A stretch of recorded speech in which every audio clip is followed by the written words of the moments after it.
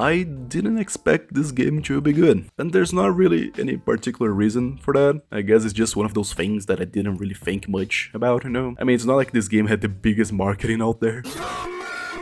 Which is a shame because this is probably one of the best FNAF games ever. I wouldn't say it's the best, no, the classic ones still take the cake in my opinion, but it's definitely the best in the steel era of FNAF in basically every aspect. Gameplay, story, graphics, polish. Comparing this to Security Breach is like night and day. Okay, listen, I love Security Breach, but that's a fundamentally broken game, and you know it. This isn't like that at all. It does have some bugs, but they're pretty minor and everything is way more polished than you'd expect, but what I really like here is the vibe.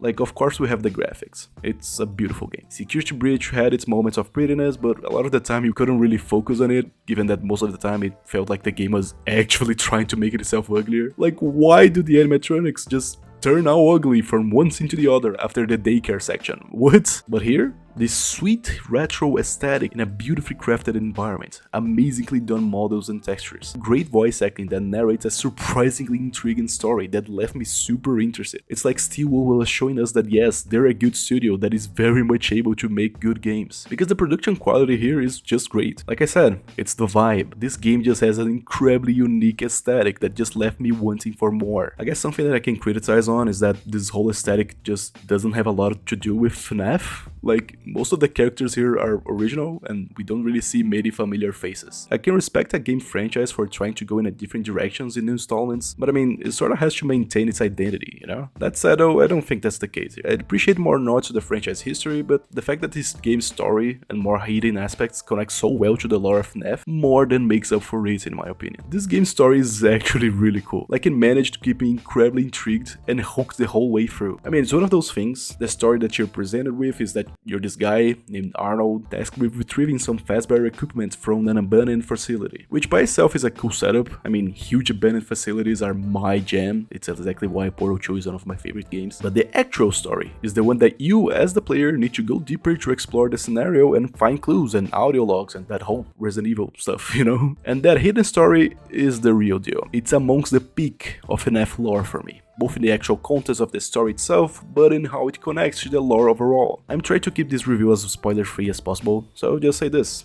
game gives so much context to so many things we've seen before, so it's great. It has some decent horror too. I mean, the main gameplay loop you'll find yourself in is that whole hide-and-seek thing you see in many horror games, like stay hidden, use noises to lure away the bad guy, get to the objective without being seen. Which is not a bad thing, by the way. I think it's a good way to do a gameplay loop in a horror game, but it's cool how this game sort of chose in some unique twists in that formula. For instance, the Mimic himself, since his main gimmick is that he can adapt to any costume, and we're basically surrounded by many costumes all the time, there's this quirky mechanic in which he can just be any of the thousands of costumes scattered around the building, at random. That way every gameplay loop is different and you're always kept on your toes. I feel like this game took a lot out of Poppy Playtime's book too, which is for the better though, because like there's some really cool and visually interesting chase scenes and scares, and the baddies are all pretty cool too. Even if I do wish there were more familiar faces, I think what we got here is pretty cool. Jackie, the main mascot for this game, was probably my favorite. Like, she's so unique and chaotic, her voice acting and animations are just absolutely unhinged, and then her whole section was so cool. So it was sort of a shame for me when she just sort of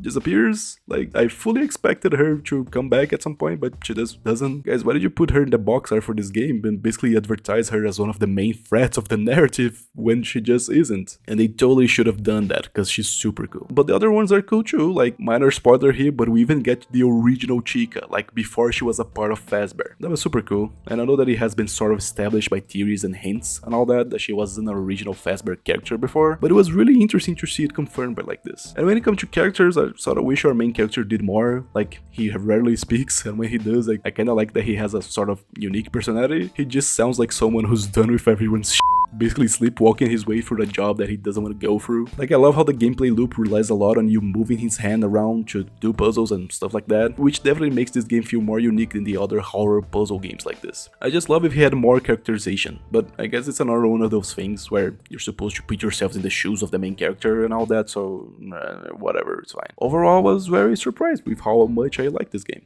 It definitely stands out within the Five Nights at Freddy's catalog of games, and it's an incredibly welcome addition. I bet the fanbase will be talking about this one for a long time. So yeah, subscribe, yeah?